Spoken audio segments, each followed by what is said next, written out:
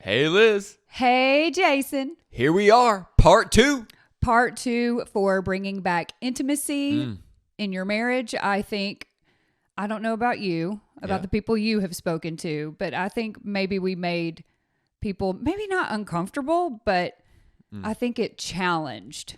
Well, I can clarify. I've spoken to no one about intimacy in the marriage this week, if that's what you're asking me.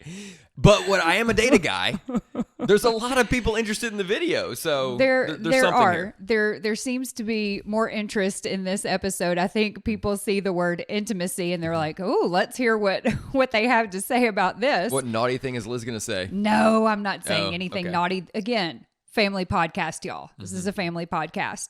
But intimacy in marriage is very important. And I think even you said this off mic, it's something that is a challenge for probably a lot of marriages. It's been a challenge in our marriage before.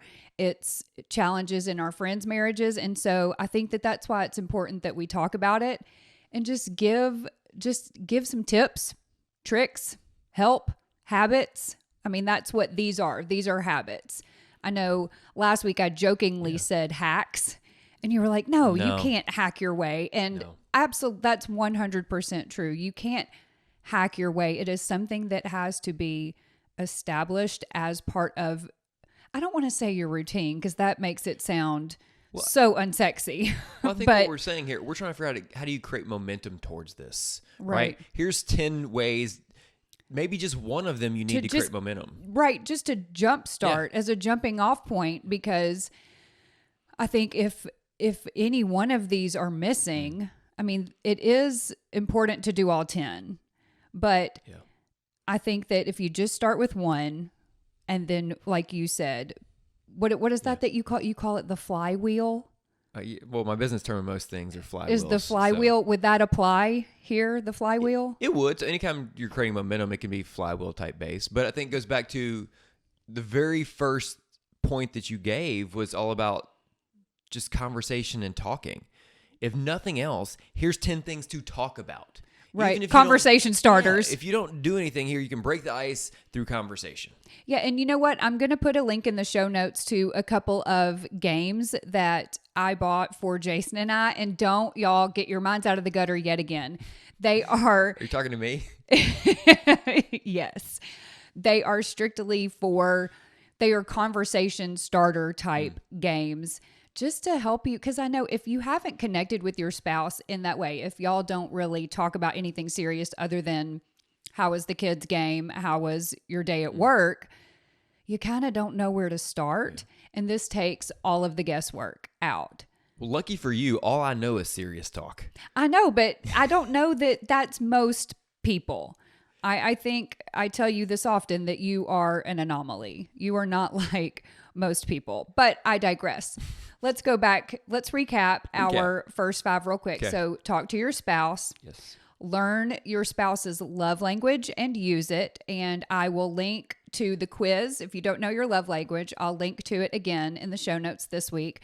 I know a couple of my friends took the quiz last week because I got some text messages. So I know that people are listening. I know that I think people are trying because they're wanting to know, like, what's my love language? What is my husband's love language? So that's a great place to start as well. Number 3, date your spouse. And we talked about how it doesn't have to be anything elaborate. It can literally be in the house, but just prioritize alone time. We said walk around the block.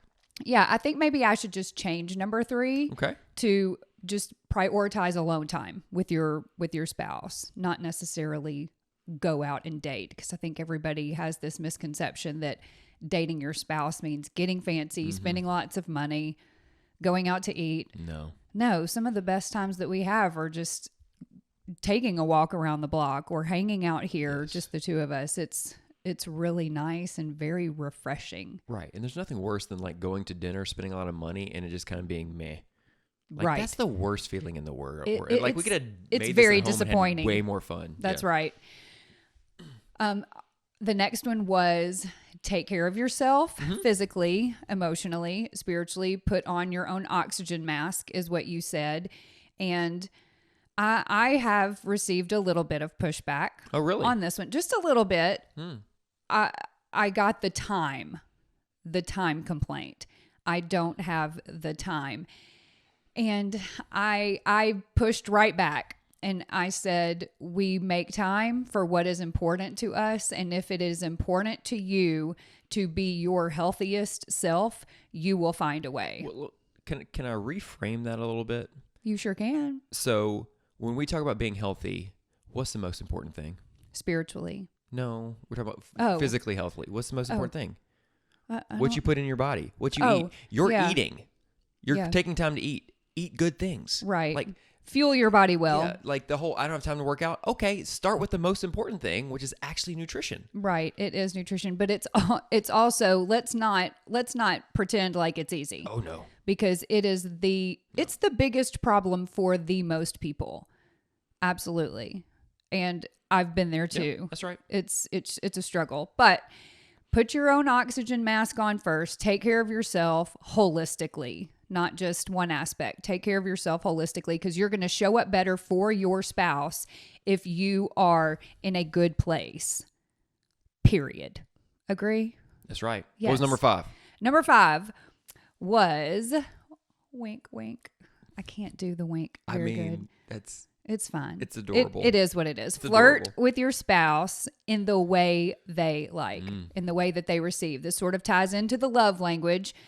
Not everybody receives flirtations the same way. Learn what your spouse likes and flirt with them in a way that they're going to respond positively to it. Well, I think when I look at your full list of 10, all the love languages are kind of incorporated into your 10, just in different ways. Whether it's talking, meaning affirmations, whether it's quality time, whether it's physical touch. So right. So let's move on. Come on. To our final 5. Let's go. So number 6 is going to be What's that? Put your spouse first. You actually came up with this one. Would you like Say that again?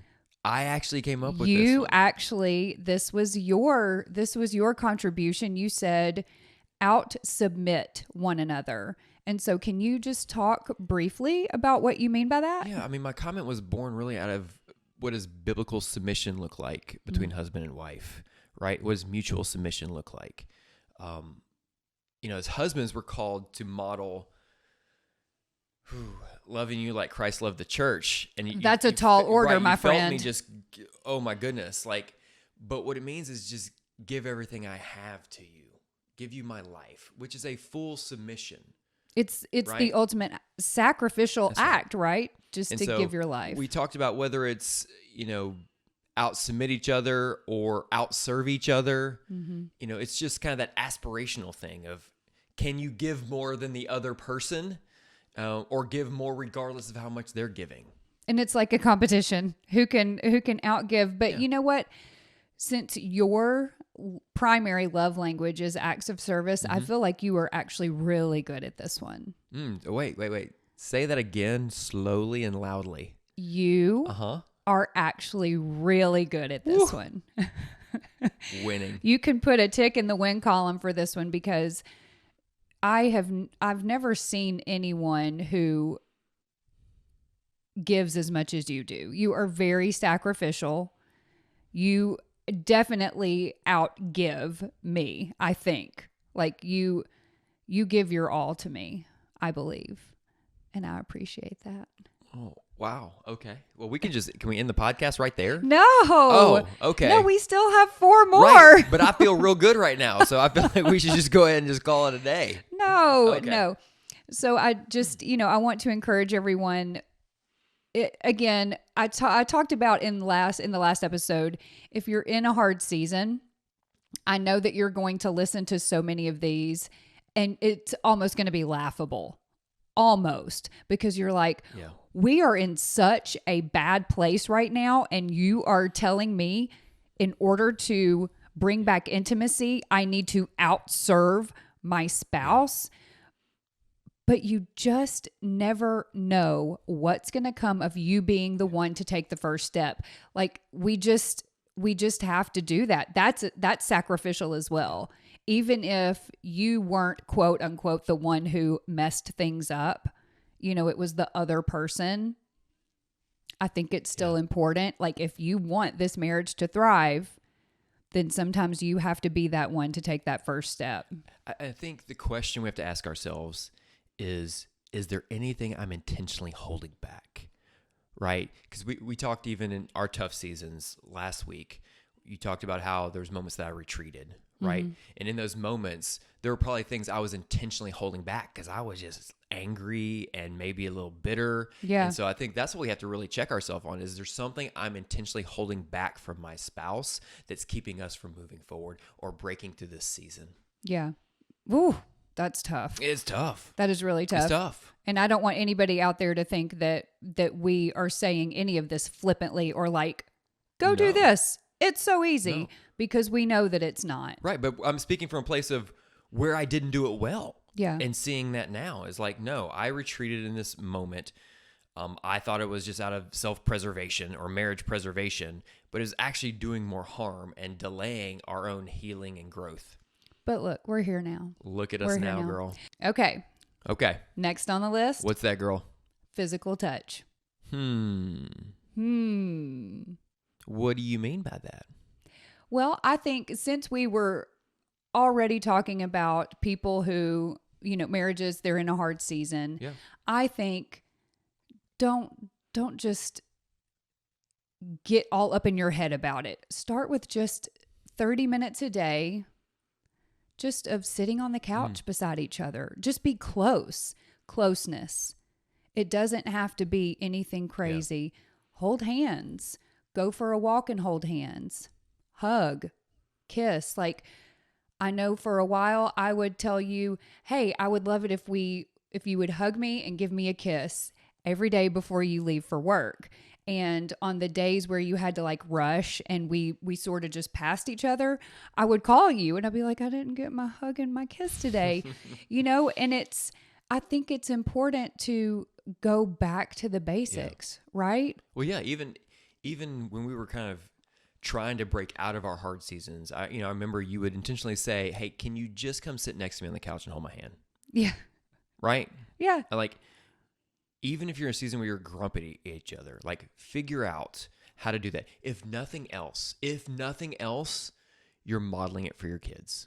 Yes. If nothing else. Yes, 100%. Oh, I'm so glad that you brought that up, because I definitely I don't know about those who are watching or listening, but I know for us, I want our children, I don't want to embarrass our kids. Yes, you do. Yes, I do. Yes, you do. Yes, I do. I do. I want them to grow up seeing a married couple who just can't get enough of each other. We just love each other so much. And that's what I think. I think couples want to model that for their children, right? Deep down, yes. But I think sometimes in a marriage, in a hard season, you're so far away from that, you're just trying to figure out how not to run away. Right. You're just you're figuring out how to get to the next day. And so we understand with this list, there's things on here you're like, I'm nowhere near that. Right. I don't even want to necessarily look or speak to my spouse. Right. Right? Yeah. And so I think this is why I would call it a sushi menu of options. Like a la carte. Right, depending on where you're really at. That's why you said it's not a prioritization list. It's That's not. right. It's just here's things to consider. But communication it has to be number one. Well, yeah, that is number one for sure. But when it comes to physical touch, y'all just hear us very clearly. Go back to the basics. Keep it simple, and try not to put too much pressure on the situation, because I feel like that could make it take a nosedive really quickly. But just sit on the couch, watch a show, not Love is Blind, because they are not a sponsor of this podcast. All right, next, I think you came up with this one too. Say what? Yeah. What is it? You're so smart today. Show gratitude and respect. And I know for you have told me many times how big of a deal respect is for you. I think I added the and respect. I think you kind of started with I did say thank you, right? say thank you often. This makes sense. You're bringing the gratitude. I'm bringing the respect. That sounds about right. Yeah. That sounds about right. That does add up. Yeah. I think, I did talk about last episode how I need to give you something to affirm me in, but I want to backtrack just a little bit you on came that strong one. in that statement. I did. Yeah. I did come strong in that statement. I still sort of stand by what I said last time, but it is nice to hear, like, for instance, I'm in the kitchen and I'm cooking dinner for you, and I hand you your plate and you say, thank you. To you, it's just a simple little thank you. It's almost a perfunctory response to you being handed a plate of food. To me, it's love. Like, you literally just showed love by saying thank you for me doing something that is something that I should be doing anyway. And yeah, it fills my tank. So if anybody has actually listened to or read part of the 5 Love Languages book, Gary Chapman talks about getting our love tanks filled, and it's by speaking the love language that your spouse receives. And so when you thank me often for just little things that I do, like, thank you for being such a good mom to our kids. Thank you for being such a good floof mom to Lily Bell. Oh boy. That fills my tank. But you just don't see it that way because it's not yours. No, I see respect as the output of that, right? I think that's the way, again, Results. Remember what I said last week about not words of affirmation because it's not the thank you word? Yeah. No, it's the act of showing respect, right? That is the other side of it. That's the acts of service piece for me. But you know what I think about when I think about respect? When I think about when you're in a hard season, for me as a man, there's nothing that bothers me more than if we're in a hard season and you want to argue with me in public or say something that I feel is disrespectful in public or in front of people. Like, that crushes Flies me. all over you. Right. And so even when you're in a hard season, I think it's find those right moments of respect when to have the conversation. Like publicly bringing people into your mess, like, is a sign of disrespect. Have I done that? View it it's rare. You usually give me a look. Yeah, I was about to say. You give me a look. You don't do the words. You give me a look. And I'm like, don't look at me like that right here, right now. Let's not do that right now. And I sometimes say that well, and sometimes I don't. But I think that's what I mean when I think about respect. I got you. Especially when you're hard season. Like, any of those little moments when you're hard season, just, it like sets you off. It's such a trigger. It's such a trigger for me.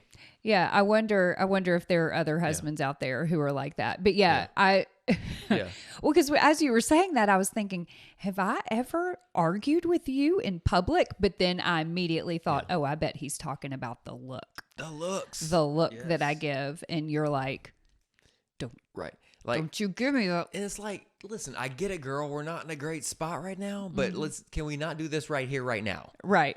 That'd be fantastic. You're like, let's put our happy face on. I'm not saying sit there fake it. I'm just saying let's not show everybody our all of our dirty now. laundry. Right now. Gotcha. That's right.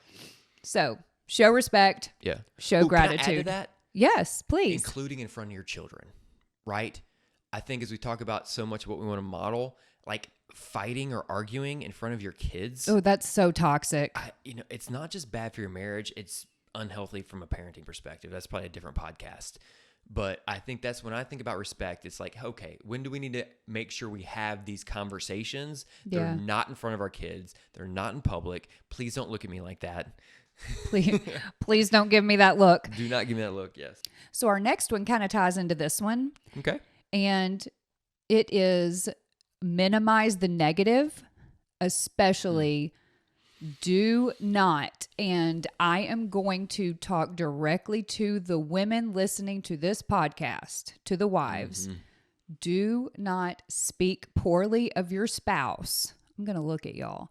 Do not speak poorly of your spouse to others. I cannot stress that enough. Not only is it a bad look, sisters, but it also, I think it does something to us. Like it feeds that negative. It's a negative feedback loop for yourself. Does that make sense what I'm saying? Oh, it does. I mean, the The man's version of that is you have a work wife, right? Say more. You ever heard the term work wife? Well, I have, Right. but Well, your work wife is like your female work buddy, and then you end up talking about the things you're frustrated about in your marriage and your spouse, and you see where that goes real fast. yeah, it goes to a really unhealthy place. Oh, that's real dangerous. Yeah. It is real dangerous. So I think that's kind of usually the guy version is do not have a work wife. No, Do not have a work wife. Well, don't have anything other than your own wife. Right. Like that's, and I mean, the same goes for women because even though I am not in the corporate workspace,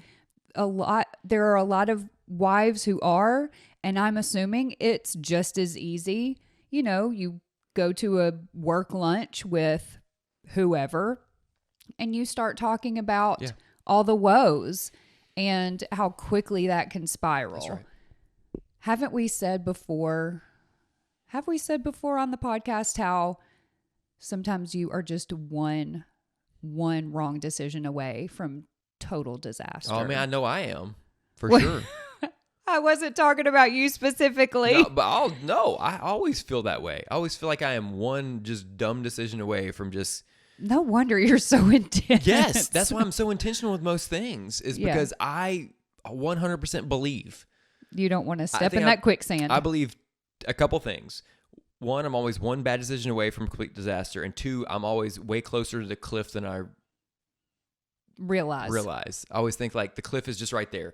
I'm always about to fall over. You're the cliff. about to like, fall. Yes, we called me Wile E. Coyote. It's one of these podcasts. I think Wile E. Coyote, yeah. Or you know what else it makes me think of? What's This that? is such a side note, a little bit of a tangent. You know that game on The Price is Right where it's The mountain climber. the mountain climber. She's like, and then How'd that go?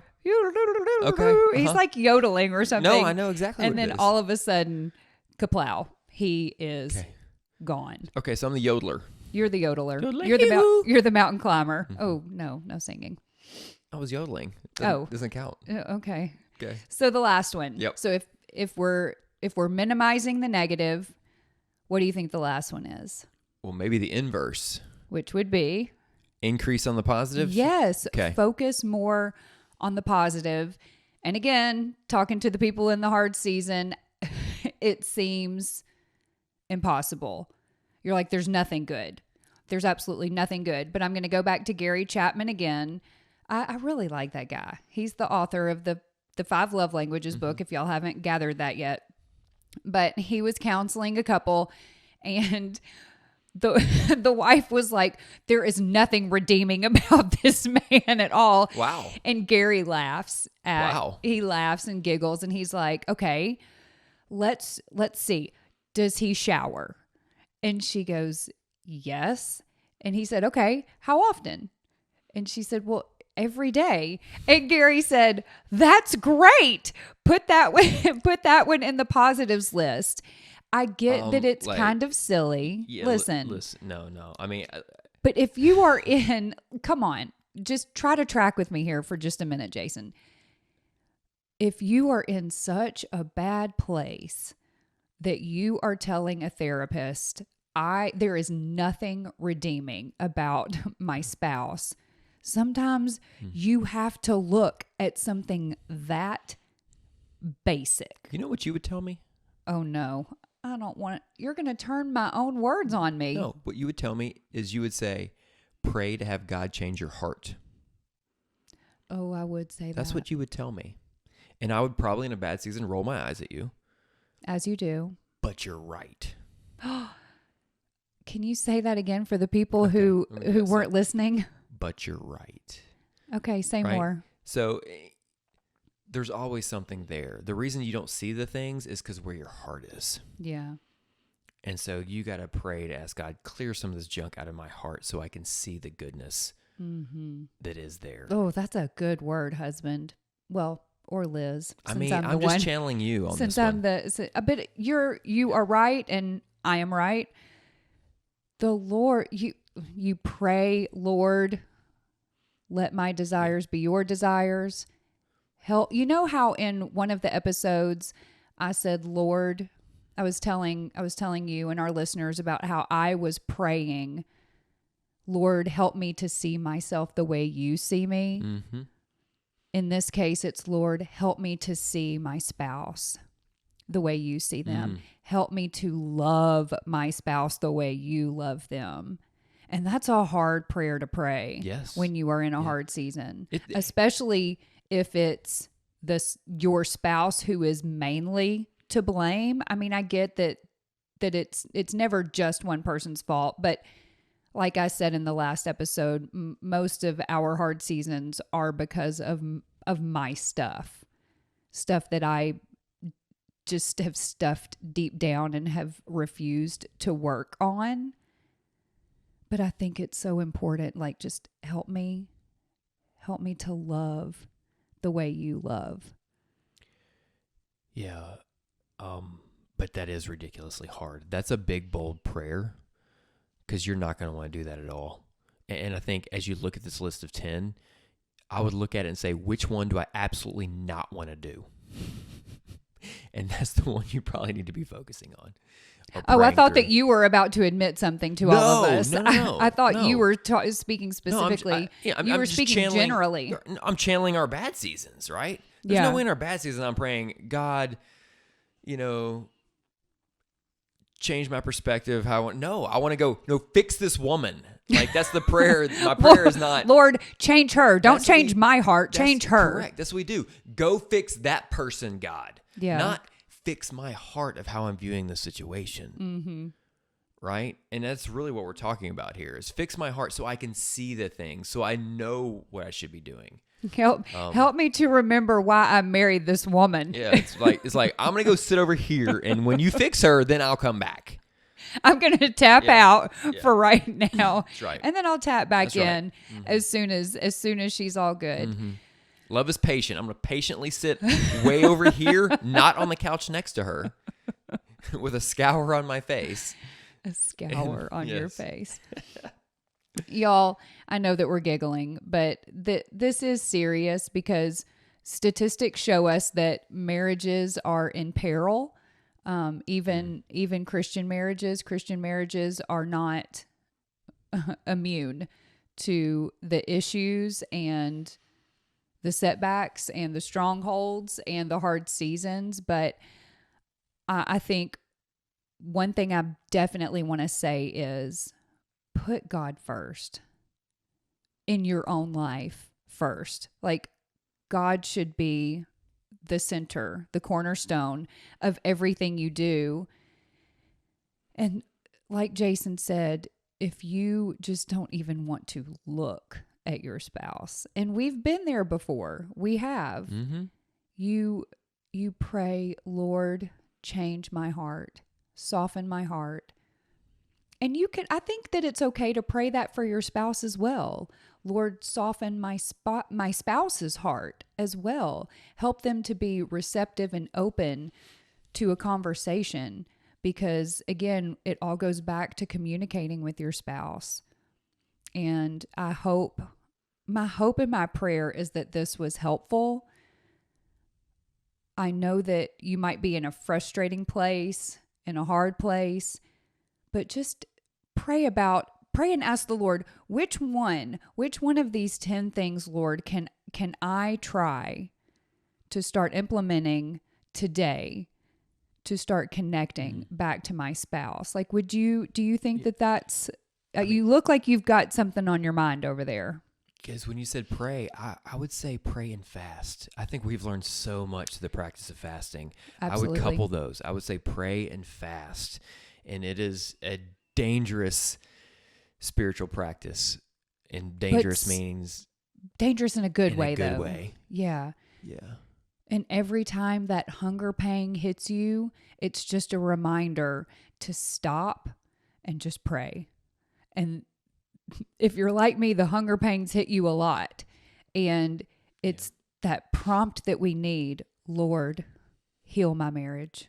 Lord, heal me. Lord, heal my spouse. Like you said fix, but... I did, well, because that was a place of frustration. When you're a frustrating place, you're like, yes, fix. They're broken. Right. Fix them, or give me the box they came in. It's not, like, Lord, heal. It's Lord, fix it.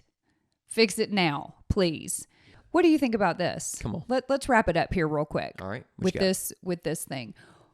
do you think that it's a good idea to remind yourself of all the reasons you fell in love with your spouse in the first place? Like what the things that did bring you joy, or I think would that make you even more bitter? when you're in a bad season, that's just going to make you angry. Okay. Because here's the lie you tell yourself, or this is what Satan does. It goes, well, this is the person I married and they've changed. I haven't. They've changed. They're the problem.